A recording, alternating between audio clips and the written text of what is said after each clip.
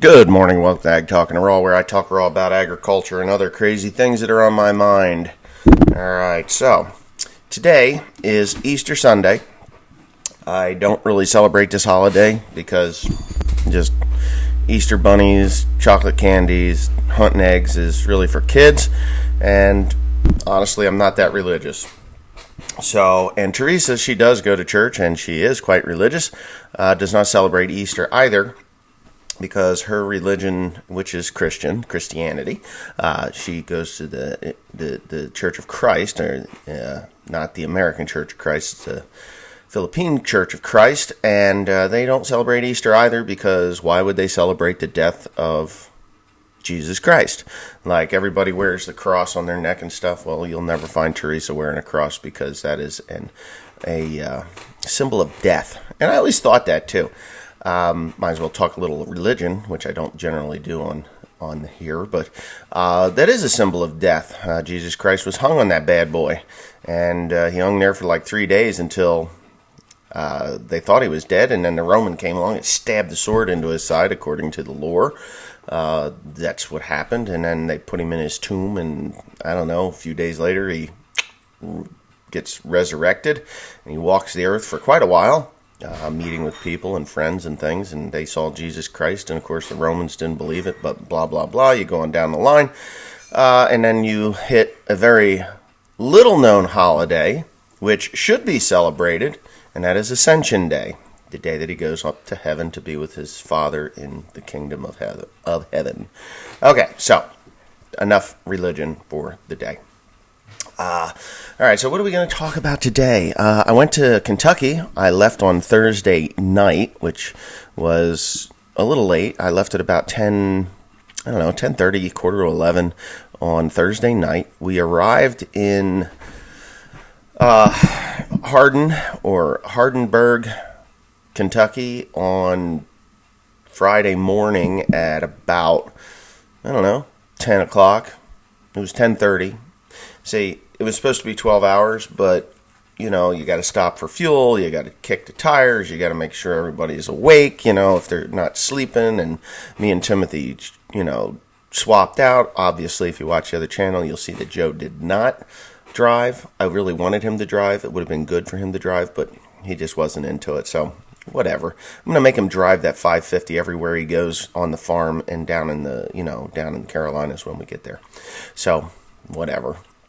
He'll figure that out. It would have helped because we would have made it home by 4 o'clock the next morning instead of, or 2:30 the next morning, whatever the hell it was. Pulling a corn planter all the way from Kentucky was okay. It's not as heavy as I thought it was, but it's not as light as I thought it should be. It was pretty heavy, actually. And pulling the hills through West Virginia and the western part of Maryland up through, there's some weird basin. I mean, once you get over those hills, boom, it flattens right out, and then you hammer down at 60, 70 mile an hour, between 60 and 70 miles an hour all the way home. So we did actually stay on the border of Maryland. We pulled off the side of the road and just went to sleep for like 3 or 4 hours. And then, it was 4 hours we slept because I woke up at quarter to 5, and we didn't get home until about 10 o'clock, 10:30. So it was 4 or 5 hours or so.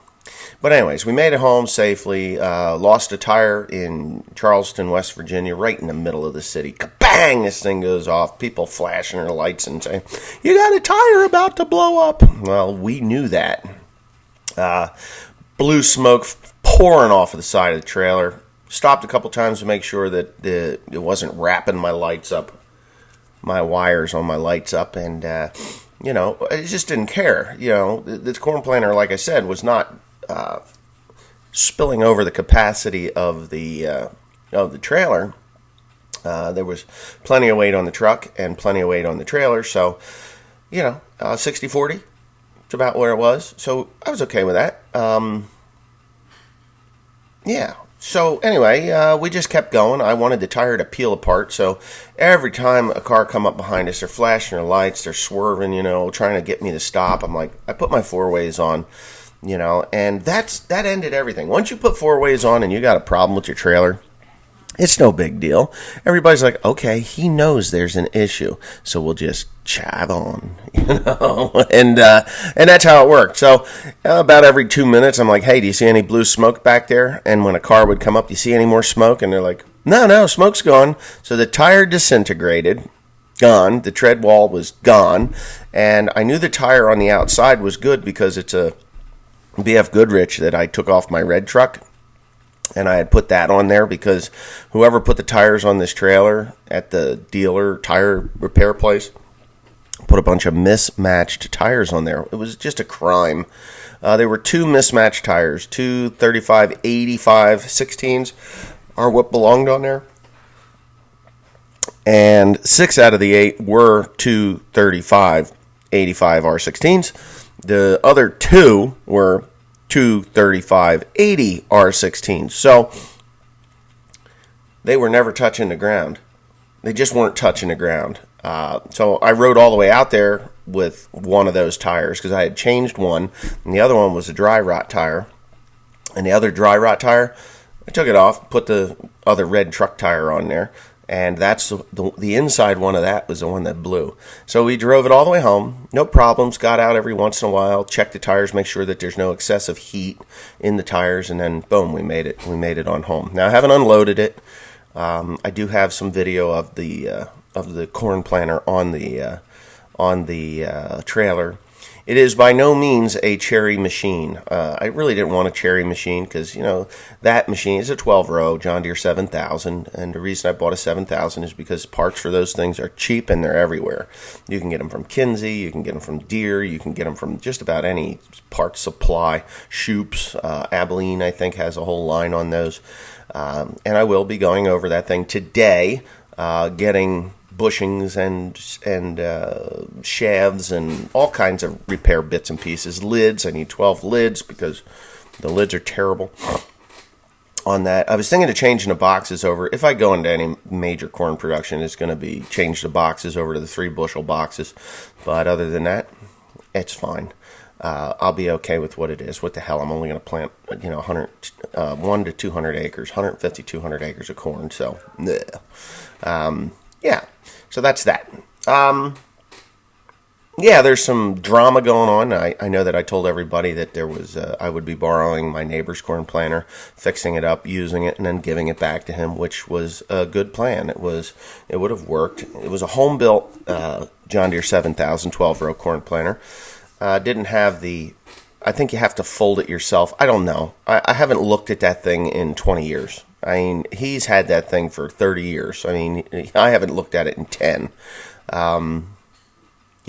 So, but it fell through. There was a little bit of a dispute with his brother and myself, which I've never even spoke with his brother about it. But, when somebody wants to be mad at you, they'll be mad at you for the reasons that they feel they should be mad at you, not the actual reason as to why they're mad at you. And why he's involved in it, I really don't have any idea. But I will outline that right here, right now, and I'll tell you my story, and you can deduce the whether I'm the asshole or whether he's just upset for no fucking reason.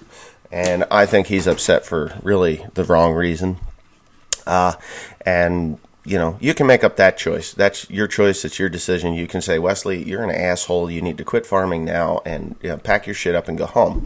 But I will also tell you that when you're upset with somebody, you don't become a vindictive asshole either. Because becoming a vindictive asshole in this business will only cost you more money in the end.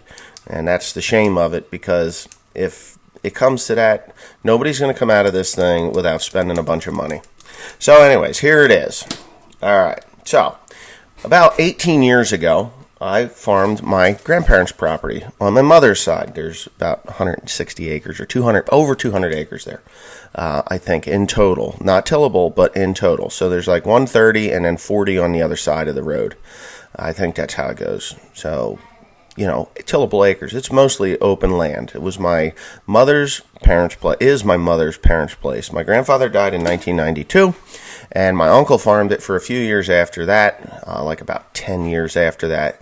And by that point, he was pretty much done. He quit milking cows a year after my grandfather died, and I don't blame him for quitting milking cows. It's just the dairy business today is you might as well load your revolver up with one round, spin the chamber, put it to your head, and hopefully you'll get the live round. That's what dairy farming is. And I'm really sorry that if there's maybe some people out there that feel that I'm wrong, but unless you're a mega dairy, and they've got their own problems, which we don't need to get into.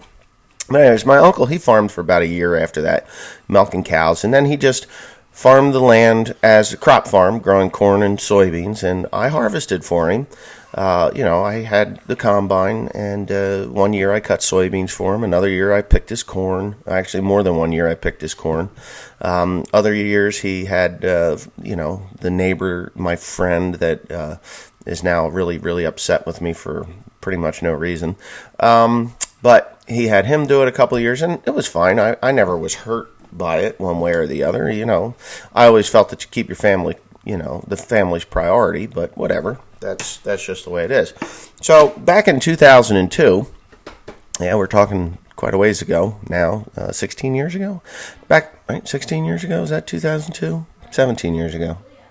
17, 18, 20, 17 years ago. 17 years ago, my uncle, he was getting a little bit slow getting his crops in the ground because his heart wasn't in it. His father had passed away, prior to that, 10 years prior to that.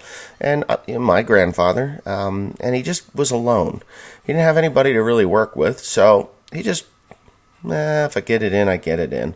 And he was working for the state of New Jersey by that point. He worked at Rutgers Extension Service. And, so he was getting paid there, and he had health benefits and everything else. And growing grain was not the top priority. Well, I've never expressed even this story on any of my channels, but let's see, who is this? But you know what? I guess now's the time to air it out. Travis Eby just waved to me. Anyway, he does that on Sunday mornings. So anyways, my uncle said, hey, I got this ground here, and I only want to grow soybeans, and you can grow corn here. He says, and this was before you could get into any kind of trouble with Roundup Ready. Well, you could get in trouble with Monsanto for reusing Roundup Ready seed, but we did it anyway, just like anybody else that was cleaning seed at the time. And he asked me for, I think it was 90 bushels, which, I think it was 90 bushels. It was about enough to do 60 acres of soybeans at that point. It was enough to do 60 acres of soybeans, which wasn't the whole farm, and it was, it was okay. All right, so I spent the money, and I had the seed cleaner guy come out. A newcomer came out out of Mount Joy, Pennsylvania, and they cleaned my seed, and I cleaned seed for him, and he wanted it bagged, so it cost me more money to do this. And he never showed up to pick it up. He's like, yeah, well, I'll get to it. Yeah, I'll get to it. Yeah, I'll get to it. Well, it's like June 21st, right? And these soybeans are still sitting in the shop, and he's in Aruba.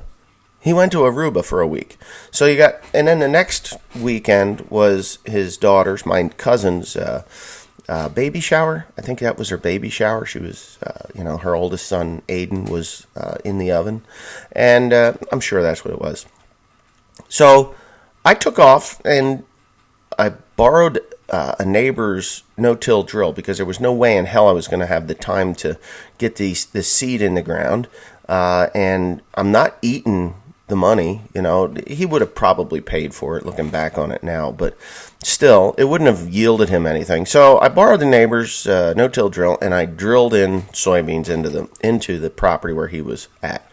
And I just really honestly expected him to come over to the barn, over to the farm there, and say, thanks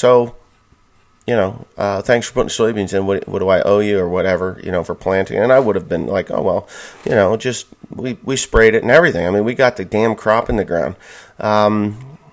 He was pissed. I mean, he was really pissed off at me for doing that. And I was like, well, yeah, we put in soybeans, and, I did put in an extra 10 or 15 acres, which I expected to, be able to harvest. So I planted the corn under his, here, you can plant corn here. and I planted the soybeans, the 90 bushels that were there under the expectation that he would just be happy that I did it. And then I planted another 10 acres of soybeans that I had purchased the seed from the local seed department. And I expected to take those soybeans off, but it got ugly. And I really didn't talk to him for a while after that because he was really mad at me. We harvested the soybeans off of there. And after that, he never farmed it again. He got a neighbor to farm it, and that was the end of it, and I didn't have any. So there was some, I guess there wasn't regret because my grandmother was going to lose farmland assessment because the year before he had. And if you don't know anything about farmland assessment, it basically is a tax break because it's not in residential, and it's quite valuable. It really is very valuable because it changes the tax rate. Farmland is not taxed the same as residential in New Jersey. So she was going to lose her farmland assessment. He didn't feel that she would, but there needed to be more than 50% of the farm planted into a crop, which by the time I was done, we had about a little over 50% of the farm planted into a crop. And all should have been good. But whatever.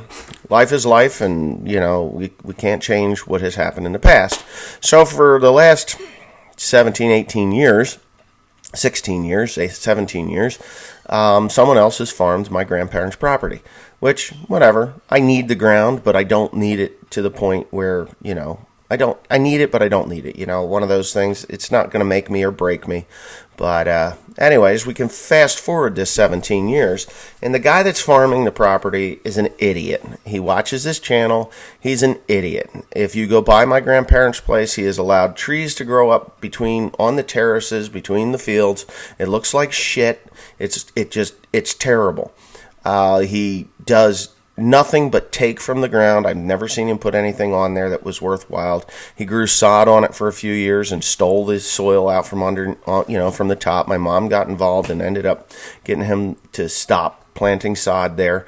And but now it's washing away. If you go by the farm, there's washouts. There was pasture where there needed to be pasture, and he's plowed them up and put in.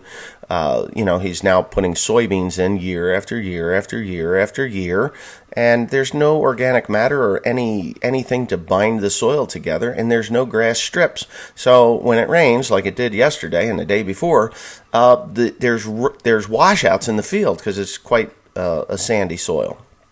So I'm a little pissed off about that. My mother doesn't want him on there at all because of the sod that was there, but my uncle ultimately has the choice to do this. I'm going around the horse here, but I feel that I need to tell this entire story. So my grandmother is in a nursing home now. Not my grandmother that lives on the farm that I'm on, but my mother's mother is in a nursing home. And every year, her care level goes up. She's been in there for about 6 years. I don't agree with it, but she's not my mother. She's my grandmother. I have no say. I felt that an in-home care would have been much better for her than going into the nursing home at the time that she was there. But whatever. She was getting forgetful. Anyways, that's a whole nother story. She's been there a while. And as anybody that's had a loved one in a nursing home knows, it's very, very expensive. Well, my grandfather was a pretty savvy guy, and he knew how to invest in certain things, and there was money that was, they had plenty of money to end their days. Well, he died back in 92, and she's still alive. She's 94 years old. She's old. She's 94 years old. She's in there, but the money that she has, it's not infinite. It's running out. Okay, so there's a date when that money runs out. And at the current care level, it's coming quickly. So my mom and I had talked about this in the past. I'm like, listen, I can rent that ground and pay $100 an acre for it. Only for my grandmother. No one else. Nobody else. So anybody that's watching this and I farm their land, this is not a plea to spend money on your land. Most of the land that I farm it's actually not even marginal soil. I can't even get on it.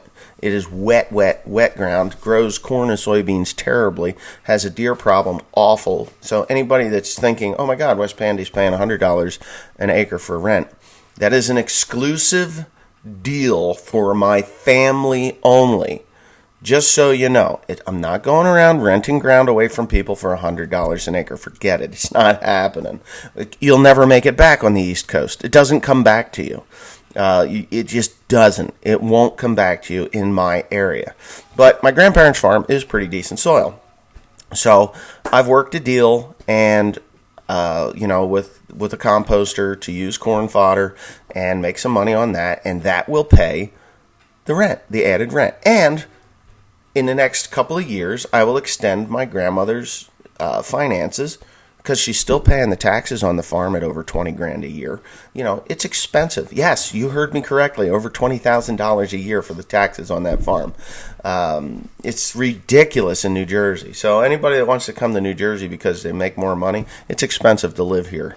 You'd be better off flying a commuter in from Ohio every day to work. It's cheaper. So anyway, the land is there, and I made this offer because I wanted the south side of the road. The north side of the road, I don't really care about. It's in hay, and I thought that my uncle was in partners with a fella up the road, and there's a kid that's renting the building there. I wasn't sure. I don't care who's farming the north side of the road. That's not the chunk of land that I felt was worth it for me.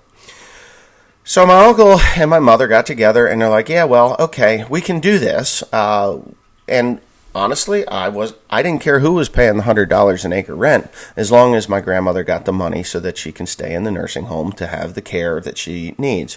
So my uncle had came up with said, okay, well, I'll tell the current owner or current farmer that he's going to have to either pay the rent or he's going to have to let go. Fine, no big deal, right? Right, Teresa? Left. What do you got there? Ooh, there she goes.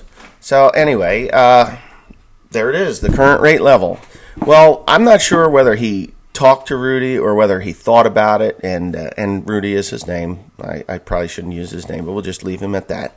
That current level, or what? He says, well, I'll tell him in October that he's either, that he's done farming it. Okay, fine, great, excellent. That's fine by me. I don't care. Because obviously he doesn't want to spend $100 an acre. He never has. He never going to. And I don't blame him. I don't want to spend the $100 an acre. Trust me. I don't. But if I gift the money to my grandmother, if I work really hard and I gift it to her, which I'm not in a position to do that, I need to have the income from the added land in order to pay the rent, which will, but if I gift it, then I can no longer take it off of my taxes. It's a gift. I have to pay taxes on that money. So by me renting the land, I can get the money back. It's a farm expense to farm. So there you go.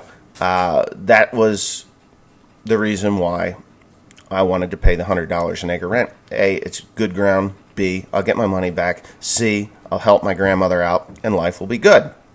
So my uncle decided it was after March 1st, and apparently if you're paying rent on a piece of property, your contracts have to be either renewed or rejected by March 1st, or they get to farm it again. So it was after March 1st anyway. So he just said, you know what, he's going to be here until October, and then I'll tell him then that he's either going to have to come up with the money or blah, blah, blah.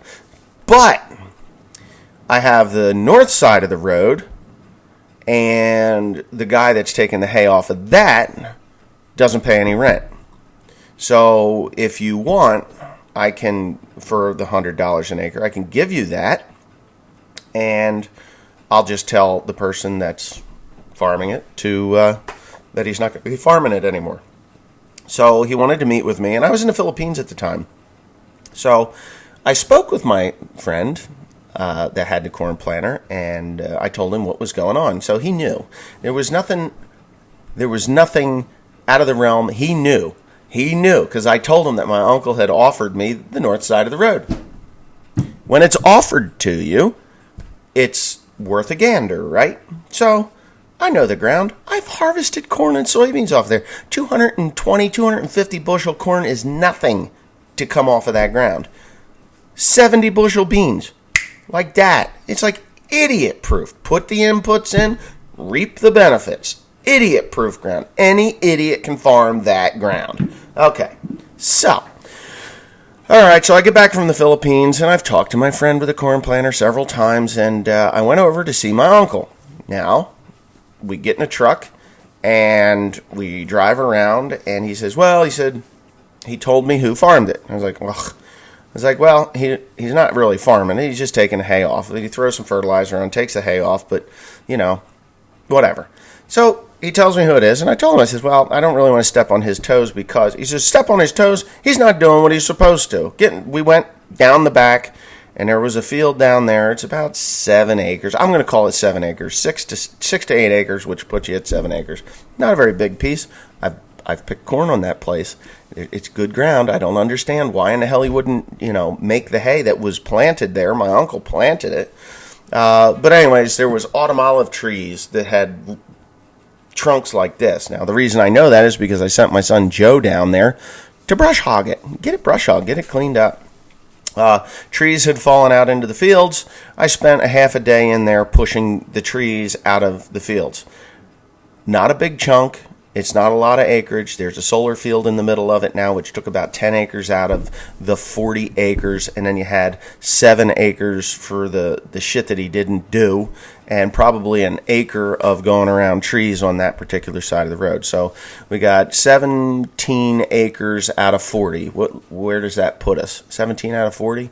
So what is that? 23 acres. So 23 acres is what this guy was farming, and I told him, I says, well, I don't like to step on his toe. I don't want to step on his toes. I know who he was. I knew who he was. Of course I did.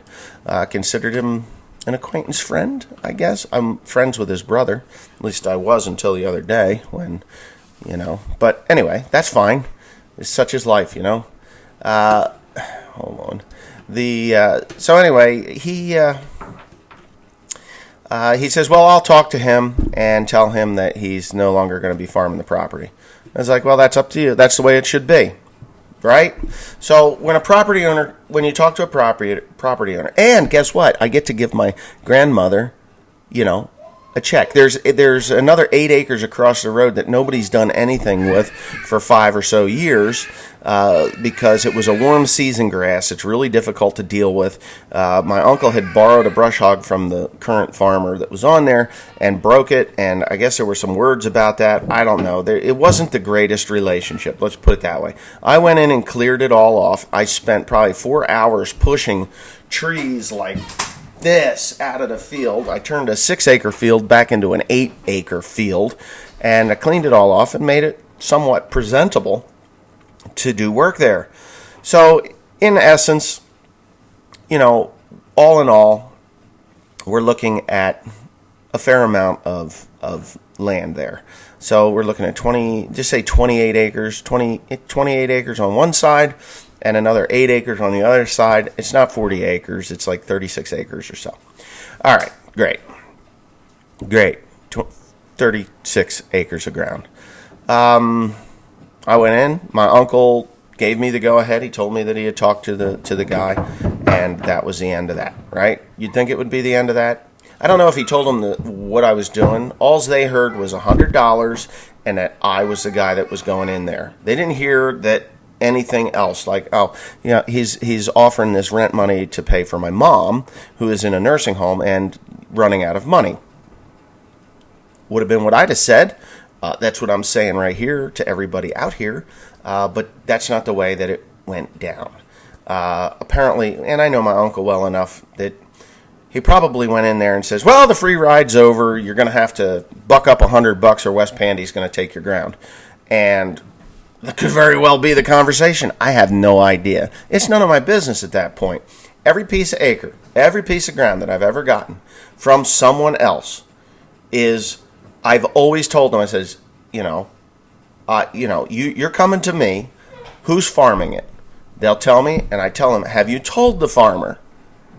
And if they say no, I tell them, you got to go talk to the guy, let him know that you're not happy with what he's been doing, and you're going to have someone else come in and do the work. And when you're done with that, you give me a call back, and we'll make arrangements to get this thing done. No different. It's no different on this piece of ground than any other piece of ground that I've ever taken from anyone. The only difference is it happens to be the brother of a friend of mine. And they, family sticks together, and it's no different on my side. I'm not backing down. The reason I'm not backing down is because this guy's not going to pay $100 an acre to help my grandmother out, but I will. And that's why I'm not backing down. Any other one, I'd have said, you know what, if he's the one that's farming it, unless you throw him off of there and come back to me later, that's fine, whatever. But no. He's not going to pay the rent, and they're upset about the rent. And the next thing, they're out spewing around that I'm offering $100 an acre rent to people, which I am not. It is a family exclusive deal. I will not be going to anyone else. I will not be offering that to anyone else. I had a guy yesterday tell me, he says, well, I got 4 acres. I'll take $100 an acre rent. I'm like, sorry, pal, that shit ain't happening. But if you want to tell the guy that you're getting $200 an acre and I'm paying it, you can do that. That'll really rile his ass up, because I'm a little bit of a bastard when it comes to, ruffling feathers. But, so anyway, so they're mad at me. So that's why the corn planter got denied from me. He didn't call me himself. He had his wife call me. And that's really, to be honest with you, that's not how men work, or that's not how men are supposed to work. You're supposed to either come over to the house and say, hey, what the fuck? Or you make a phone call and say, hey, what the fuck? Or you say, I'm not really happy about that. I understand, but I'm not happy about it. And why are you paying $100 an acre rent? And he knew that was the crazy, stupid thing. The guy knew. He knew a month and a half ago.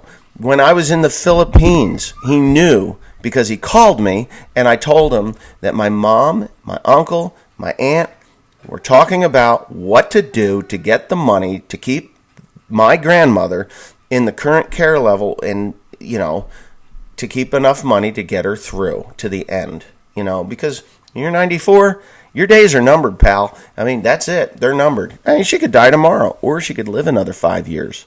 My goal, and my mother and my uncle and my aunt's goal, is to get her to the end of her life without mortgaging the farm. Well, because you know how nursing homes are.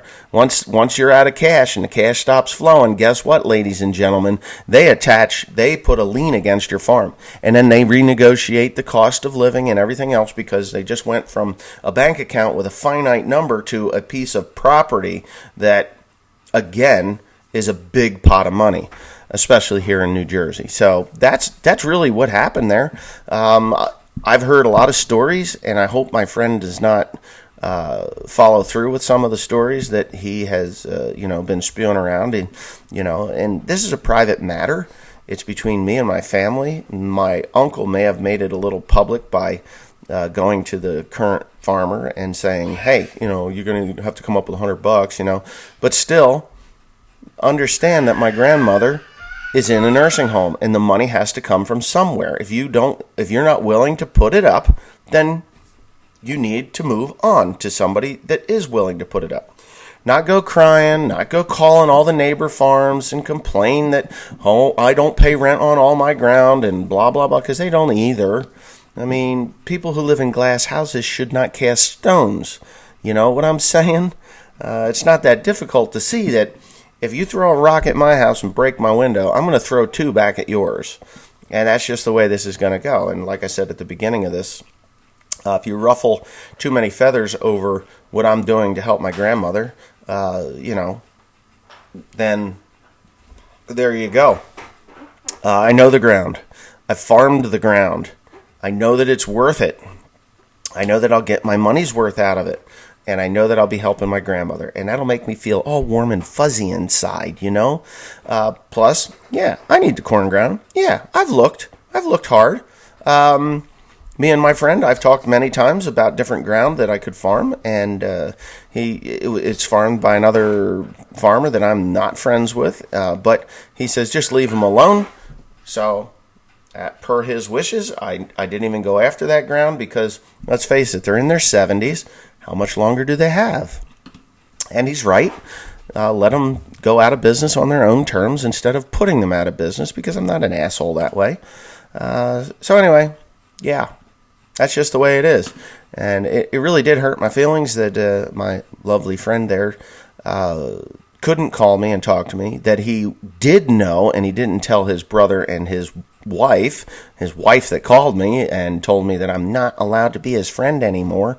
That's ridiculous. If you got a wife that has to call up and say, I'm not allowing you to be friends with my husband anymore, man, where's my pocketbook? Because my balls must be in there.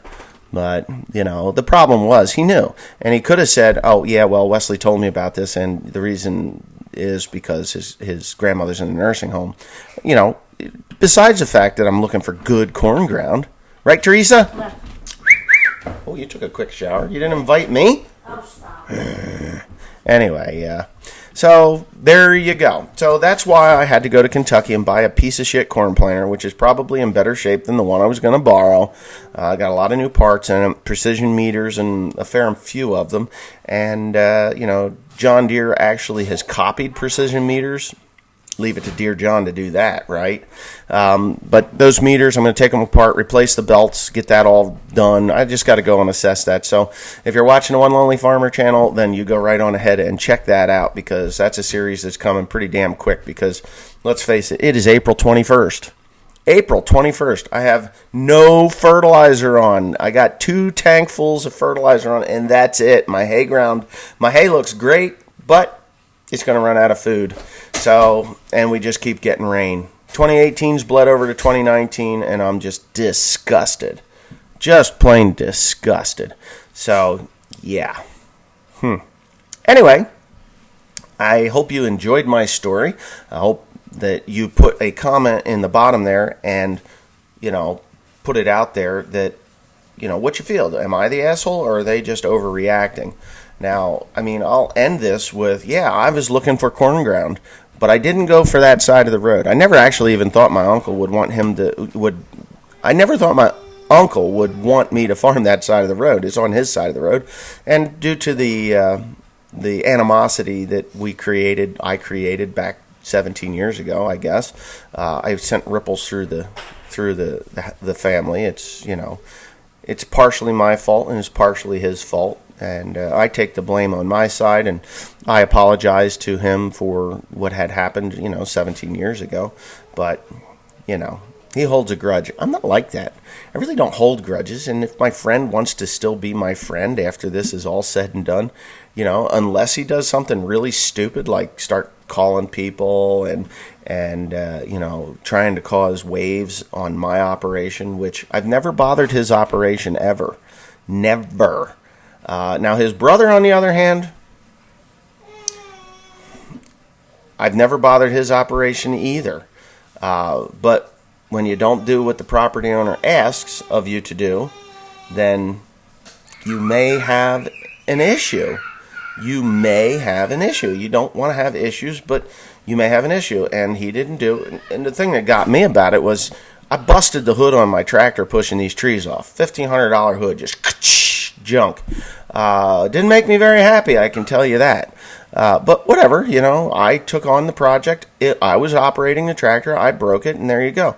This guy has bulldozers, loaders, and all kinds of track hose and shit. He could have went down there, dropped it off at the end of the driveway, went back, tick, tick, tick, tick, and within an hour, took his dozer and pushed the shit off. Done. Would have been easy for him. Would have took, in total, a half a day's time to do the job, and then I wouldn't even be an issue. It would be, so-and-so's doing this, so, whatever. And this is the property that I will be purchasing, by the way, So, do you really honestly think that when I purchased the land, that I'm going to allow other farmers to farm my land? I don't think so. Not happening. So, anyways, I guess we'll end it with that. Thanks for watching, and if you're as wet as you are, what I saw from here to Kentucky and back, God bless you. Honestly, I was to North Carolina last weekend. I was out in Kentucky this past weekend, or week, and, I went there Thursday to Saturday. I got home yesterday morning. It's wet out there. I saw irrigation systems with water up the wheels. It's fucking crazy how much water everywhere we go. So, I don't know. Anyway, thanks for watching. Comment, rate, and subscribe for more, and I hope you enjoyed it. Leave those comments below.